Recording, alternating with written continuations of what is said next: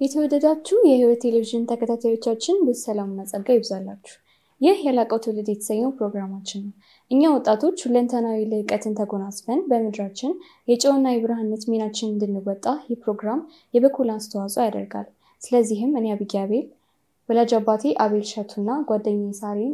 ተፈራ ከናንተ ጋር አብረን እንቆያለን ማለት ነው። የናንተ ጥያቄ ይሆናሉ ብለን የምናስባቸውን ጥያቄዎች እያነሳን ከአባቴ ጋር እንወያያለን። እናንተም ደግሞ ይህንን የመጠይቅ ባህል እንድታዳብሩ በዚሁ ማሳሰብ ወዳለሁ። በድጋሚ ከኛ ጋር ስለሆናችሁ እናመሰግናለን። ጤና አባቢ አቢጊ እንዴት ነሽ? ሳሪ እንዴት ናችሁ? ደህና ናችሁ? ያ ዛሬ እንግዲህ ከባለፈው በቀጠለ ነው የምንወያየው ክፍል 2 ላይ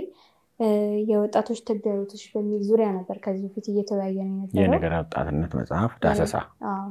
የነገረ ወጣትነት መጽሐፍ ዳሰሳ ያደርግን ነበር። ዛሬ የምንወያይበት ርዕስ ከጋብቻ በፊት የሚፈጸሙ ወሲብ እና ተያያዥ ልምምዶች በሚል ርዕስ ዙሪያ ነው እና እዚህ ላይ ከሰፈረው ላይ ላንብብልህና ከዛም በኋላ አንተ ማብራሪያ ትሰጠናለህ ማለት ነው። የምዕራባውያኑ የክርስትና እሳት እየተዳፈነ ለመምጣቱ አይነተኛ አስተዋጽኦ አበርክቷል ተብለው ከሚታመኑበት አንዱ የወሲብ ንጽህና መጉደል ነው። በምዕራባውያኑ ወጣቶች ዘንድ ከጋብቻ በፊት የሚፈጸም ወሲብ ከኃጢያት መዝገብ የታቀፈ ይመስላል። እንደ ኢሮፒያን አቆጣጠር በ2007 ዓመተ ምህረት በአሜሪካ በተደረገ አገር አቀፍ ጥናት ላይ ከተሳተፉ 12571 ወጣቶች ውስጥ 75% ያህሉ በ20 ዓመት እድሜያቸው ላይ ከጋብቻ በፊት ወሲብ የፈጸሙ ሲሆን ከነዚህ ውስጥ 12% ብቻ ናቸው ከጋብቻ በኋላ የፈጸሙት። ይኸው ጥናት እንዳሳየው ከሆነ እንደ ኢሮፒያን አቆጣጠር ከ1954 እስከ 69 ባለው ጊዜ ወጣቶች ከጋብቻ በፊት ወሲብ የሚፈጽሙበት አማካኝ እድሜ 20 ዓመት ሲሆን ከ1994 እስከ 2003 ባለው ጊዜ ይኸው አማካኝ እድሜ ወደ 17 ዓመት ወርዷል የሚል ነው። እና እንግዲህ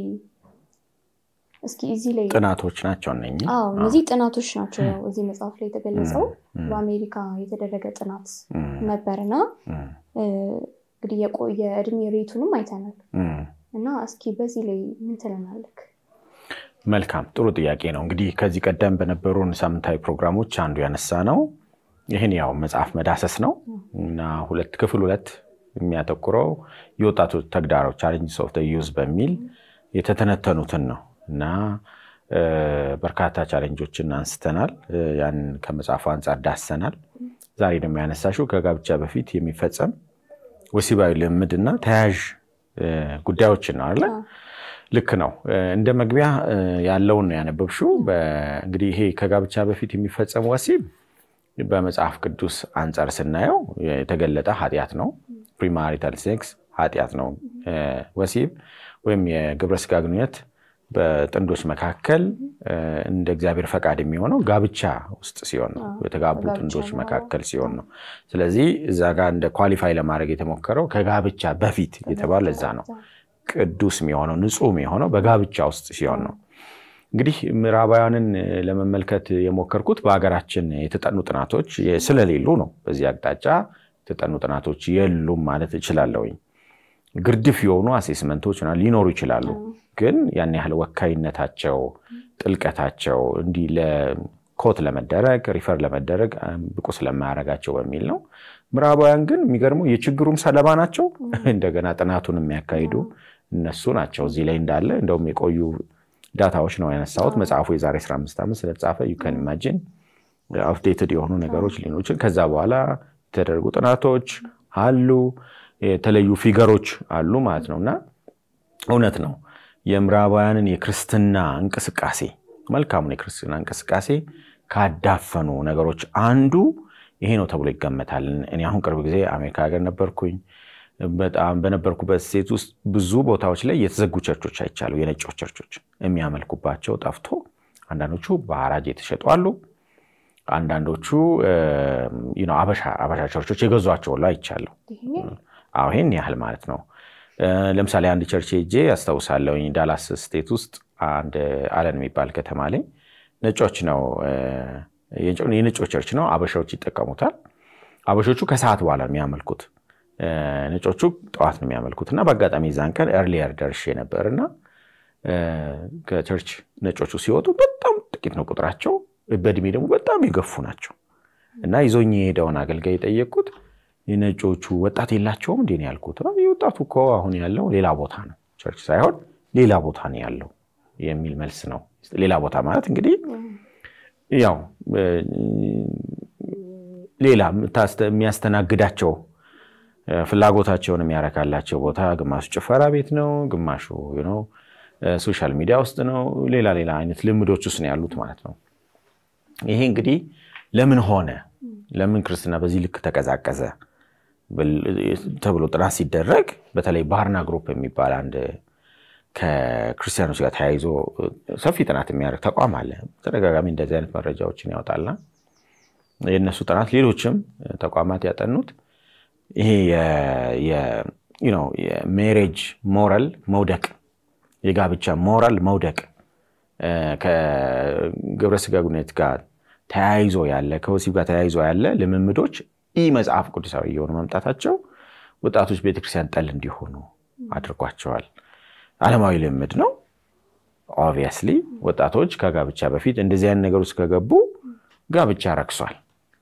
ስለዚህ ይሄ ዓለማዊ ልምድ ነው ይሄን በማድረግ ወደ ኋላ መመለስ በህይወታቸው የመድከም ከቤተክርስቲያን የመራቅ እንዲህ አይነት ነገሮች አሉና የምራውያን ብቻ ብለን ምን ተው አይደለም actually ሀገራችን ውስጥ አሁን በጣም ሴት ልጅ ክብርና ጽናዋን ጠብቃ ጋብቻ ትዳር መሰረተች የሚለው ነገር በጣም ሬር እየሆነ ነው ማለት ያንን ፐብሊክሊ ሰዎችም ሲናገሩት ስለሚያፍሩበት በዛ አቅጣጫ ያን አታይም ክብርና ጽናን መጠበቅ እንደ ፋርነት የሚታይበትም ዘመን ነው አሁን ያለ ነው ለብዙ ክርስቲያን ወጣቶችም ፈተና ሆኗል አሁን በዚህ ውስጥ እኔ ብዙ ወጣቶችን ስለማማክር ለምንድነው ማታገቡት በያንደን ወጣቶችን ቀርብ የኮች ሳረጋቸው ሜንቶር ሳረጋቸው አቤል እኛ ወንዶችን ስንቀርብ 1-2-3 ሳምንት ከተጓዝን በኋላ ጥያቄያቸው ሌላ ነው አብረንተኛ ነው ጥያቄያቸው ስለዚህ የሚታመን ወንድ አጣን የሚሉ ሴቶች ቁጥራቸው ብዙ እውነት ለምናገር ይሄ ክርስቲያን ወጣቶች ማከለ የሚያውዘር ማረጋው አገልግሎቴን በዛ አቅጣጫ ስለሆነ ብዙ መሳማው ጉዳይ ነውና የኛን ፈተና ሆኖ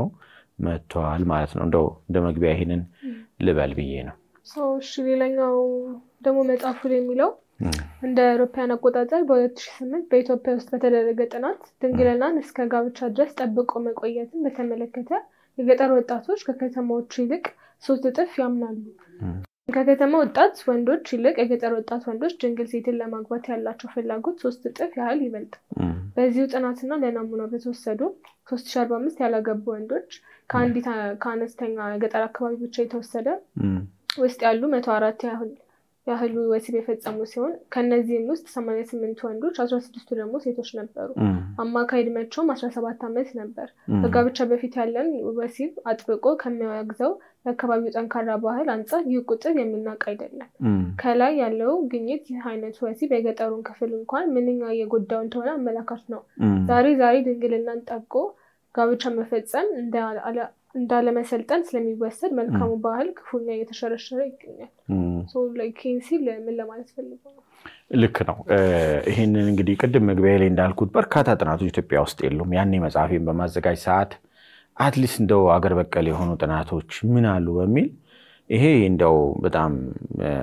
ኢንፈረንሻል የሆነ ጥናት አይደለም ይሄን ይዛችሁ ስለ ሀገር ለማውራት የሚያስችል አይደለም በተወሰኑ ናሙናዎች ላይ ተወስዶ የተደረገ ነው እሱንም ቢያንስ እንደው ሪፍሌክት ላርግ በሚል ነው እንጂ እንደው ሮበስት የሆነ ጠንካራ ሪሰርች ሆኖ አይደለም እሱን እንደው ዲስክሌመር መስጠት ፈልጌ ነው ግን የሚያሳየን ነገር አለ አንዱ የገጠርና የከተማ ዳይኮቶሚውን ነው የምናየው እንደው በኮመን ሰንስ ራሱ ድንግልናን አፕሪሺየት ከማድረግ አንፃር የት ነው ትልቅ ዋጋ የሚሰጠው ይባል የት ነው ገጠር ነው ከተማ ነው ገጠር ነው ገጠር አካባቢ እንደ ነውር ይታያል ሴት ልጅ ሲዳር ወላጆች በንጽህናው አዳርኳት ይባላል ወንዱም ደግሞ ድንግል ካልሆነች እንደየኮሚኒቲው በጣም ይወገዛል እንደውም አንዳንድ ቦታ ጥሩ ተሞክሮ ባይሆንም ድንግል ሆና አላገኛትምና ደብድቦ ላካት ወደ ቤት መለሳት ምናምን የሚባሉ ኒውሶች እንሰማለን አንዳንዴ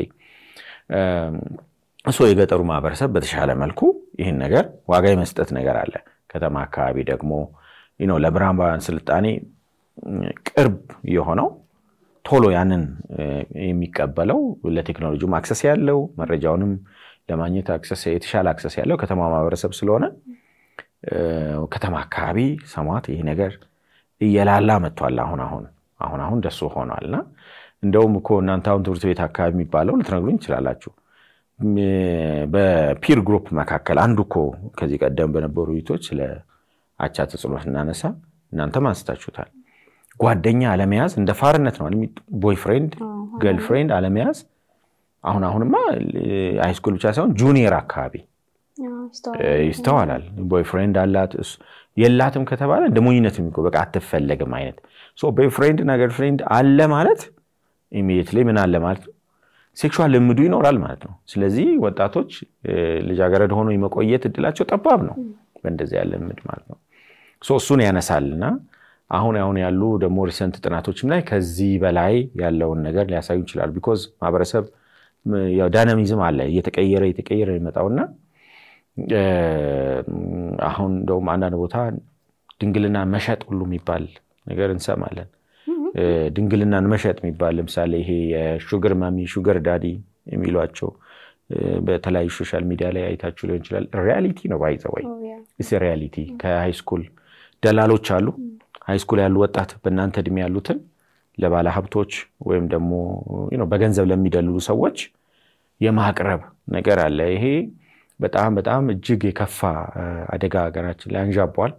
ሃይስኩል አካባቢ ኮሌጆች አካባቢ በጣም ፕሪቫለንት የሆነ ችግር ነው ይሄንን ከጋብቻ በፊት ራስን ጠብቆ መቆየት አንዱ ተግዳሮት ነው ማለት ነው በተለይ ይሄ ለወጣቶች ሁሉ ነው ፓርቲኩላር ደግሞ ለክርስቲያን ወጣት በጣም ተግዳሮት ሆኗል ማለት ነው በዚህ አቅጣጫ እንግዲህ ባለድርሻ ጋር ምን ማድረግ አለባቸው የሚለው በኋላ የምትጠይቁኝ ይመስለኛል እሺና ሌላው ደግሞ ምን ይላል እዚህ ላይ ካልተመካከርን እንዴት አውቃታለሁ ወደፊት መገባታችን ስለማይቀር ዛሬ በመፈጽሞ ያው ነው እንደገና ደግሞ ወሲብ ያፋቅራል መጽሐፍ ቅዱስ ላይ ከጋብቻ በፊት ወሲብ አትፈጽሙ የሚል በግልጽ የተቀመጠ ጥቅስ የለም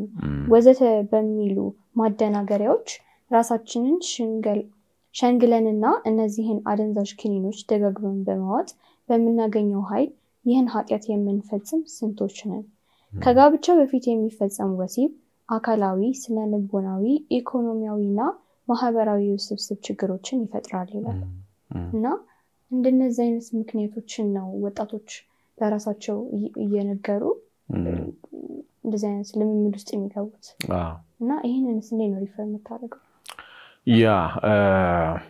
እንግዲህ አቢጉም ሳሪየም ይሄን ጉዳይ ለናንተ አዲስ አይመስለኝም ያ ትምህርት ቤት አካባቢ ይወራላል ብዙ ጊዜ ለምንድን ነው ወጣቶች ሲጠየቁ እኔ አስተዋውሳለሁ አንድ ጊዜ የሆነ ቤተክርስቲያን ለወጣቶች ስልጠና ለመስጠት ፈልጌ ስለዚህ ጉዳይ ነው ፕሪማሪታል ሴክስ እና ተያያዥ ጉዳዮች ላይ ስልጠና ለመስጠት ነው ቲኔጀርስ ናቸው እና መጠይቅ በትኝ ነበር ስለዚህ ያላቸውን አስተሳሰብ መጀመሪያ ማወቅ የቱ ጋር ናቸው እንትኔን ፕሬዘንቴሽኔን ቴለር ለማድረግ እንድችል ነው ያን መጠይቅ በተንኩኝ እድሜያቸው ከ12 13 አካባቢ ማክሲመም እስከ 17 ዓመት ያሉ ልጆች ቲኔጀር የሚባሉት ነው የሞሉትና ከሞሉ በኋላ እንደገና የማየት እድል ነበርና በጣም አንዳንዶች ሾኪንግ የሆኑ ምላሾች ነበሩ አንድ ወጣት ከጋብቻ በፊት ወሲብ የሚፈጽምባቸው ምክንያቶች ምንድናቸው የሚል ጠይቄ ነበር በእነኚህ ምክንያቶች ታምናላችሁ በየኔ ጠይቁትና በነገራችን ላይ እዚህ ጋር ያስቀመጥኳቸው ነገሮች አንዳንዶቹ በጥናት የተደገፉም ናቸው እንደው ከኦብዘርቬሽን ከኤክስፒሪየንስም ባለፈ ማለት ነው እዛ ላይ አንዱ እንትን ያሉት መሞካከር ጥሩ ነው ማለት በወሲብ መጣጣም እንችለው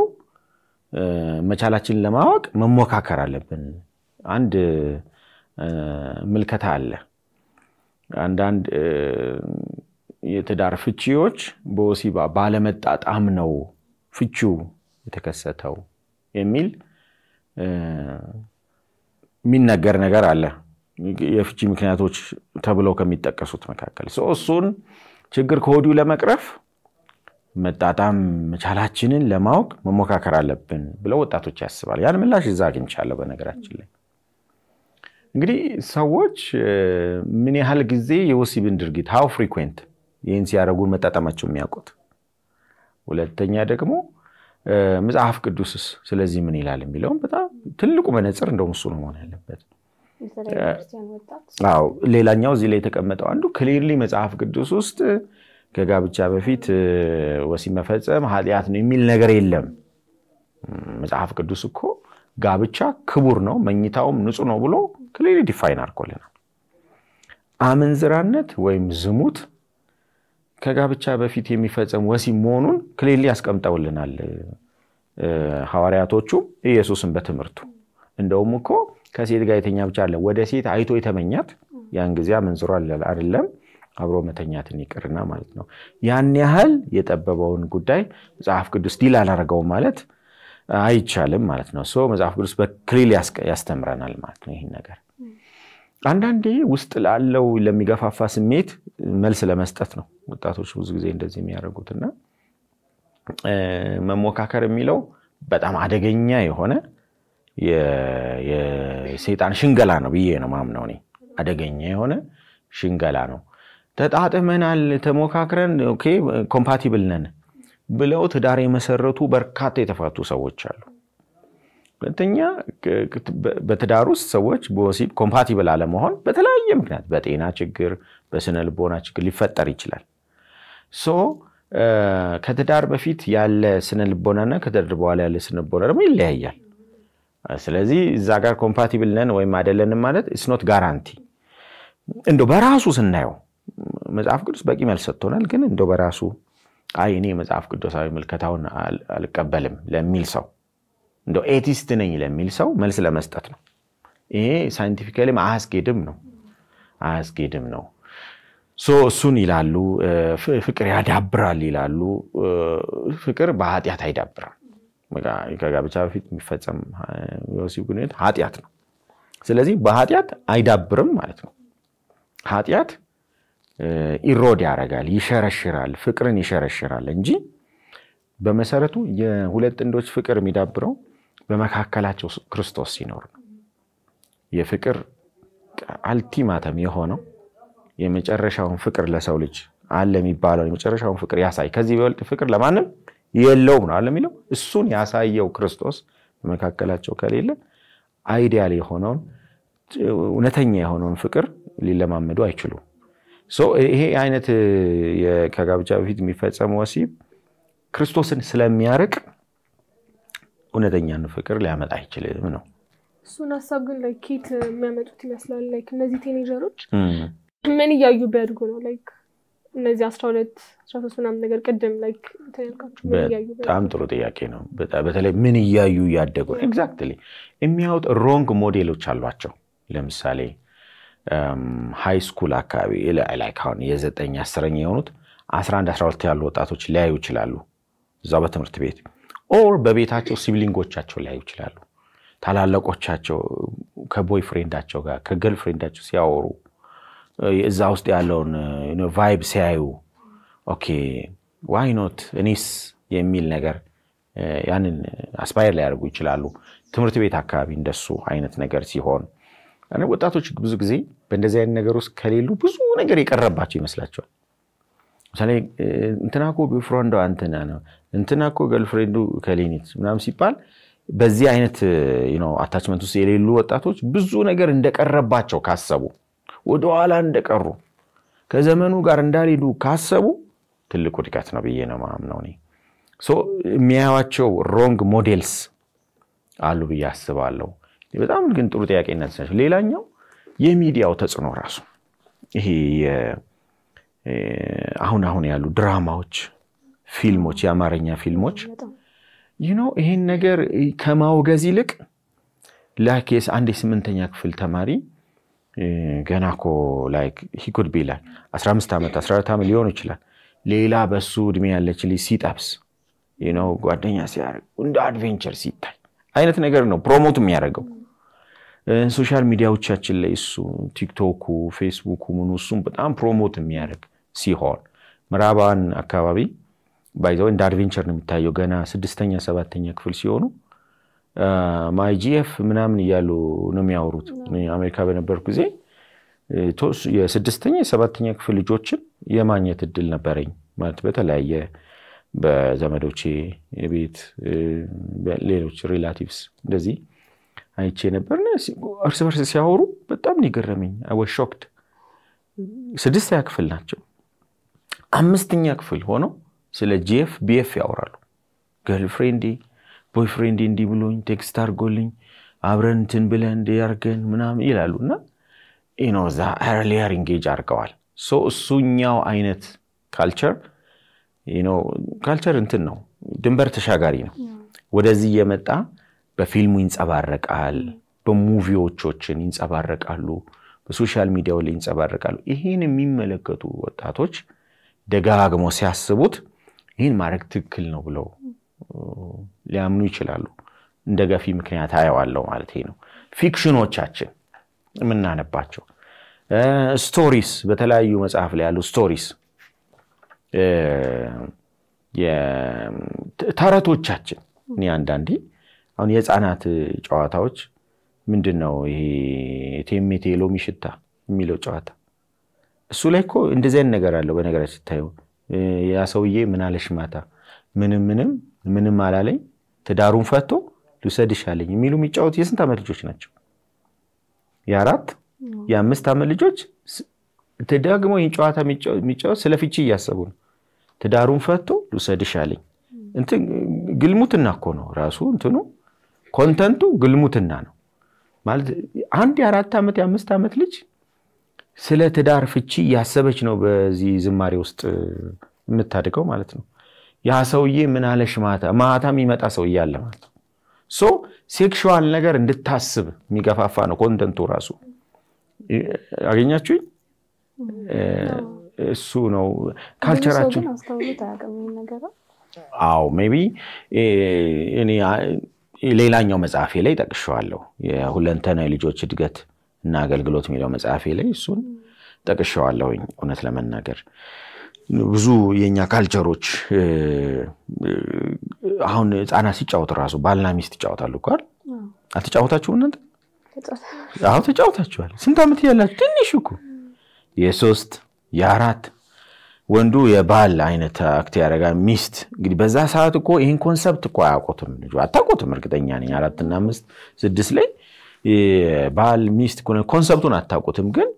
ወንዱ እንደ ባል አክት ያረጋል ሴቷ እንደ ሚስት ሶ ተቃቅፈው ይሄዳሉ የኔ ነች እሷ ተዋት ምናምን ይላሉ በግሩፕ ሆነ ሲጫወቱ አይደል የኔ ሚስት ነች የኔ ባል ነው ምናምን ይላሉ አንዳንድ ወላጆች ደግሞ እሱን ፕሮሞት የሚያረግ አይነት ነገር ያደርጋሉ በወሬያቸው ውስጥ በተረቶቻችን ውስጥ እንደዚህ አይነት ሪፍሌክት ይደረጋሉ እንደው ጊዜው ስላይደለ እንጂ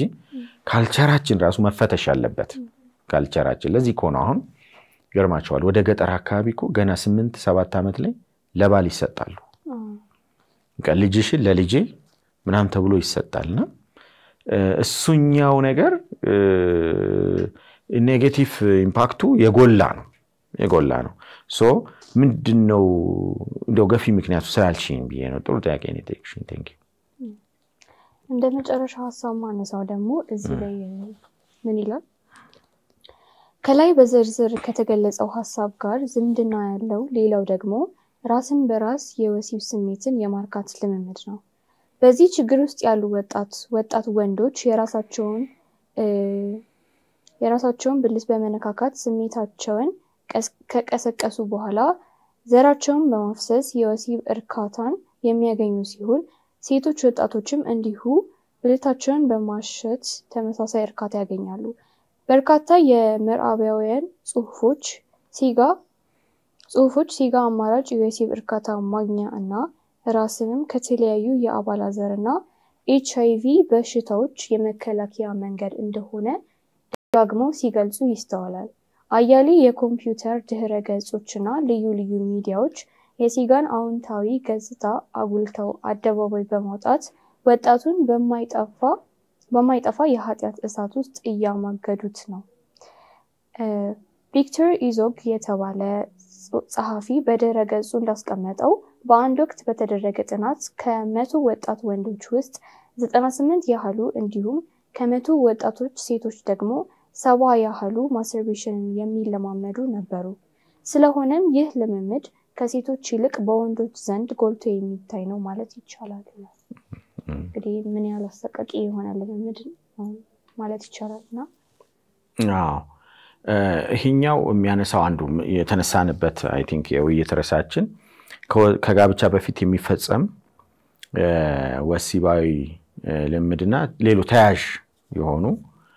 ኢሞራል ልምምዶችን በማንሳት ነው። እንግዲህ ይሄ አንዱ የወጣቶች ቻሌንጅ ነው፣ የክርስቲያን ወጣቶችም ቻሌንጅ ነው ለመናገር። አንዱ ከጋብቻ በፊት የሚፈጸም ፕሪማርቲያል ሴክስ ነው፣ በደንብ ዲስከስ አድርገናል። ሌላኛው ማስተርቤሽን ነው። ማስተርቤሽን ማለት ራስን በራስ የወሲብ ስሜት ማርካት ነው። ቅድም እንዳነበብሽው በደንብ ዲቴይል ነው የጻፍኩት። አንዳንድ ሰዎች ዲስ ማች ዲቴይል መጻፍ አለበት ወይ ብለው ይላሉ።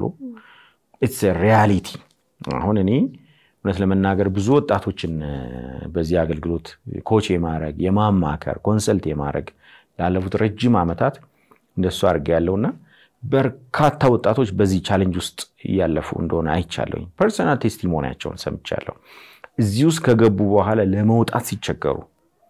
በብዙ የምክር ድጋፍ በብዙ የጸሎት ድጋፍ ነው ከዚህ ውስጥ የሚወጡት። አንዳንዶች እዚህ ችግር ውስጥ ሲገቡ ወላጆች የማያውቁበት ጊዜ አለ፣ የቤተክርስቲያን አገልጋዮች የማያውቁበት ጊዜ አለና የብዙ ወጣቶች ቻሌንጅ ነው። ይሄን ማን ከደው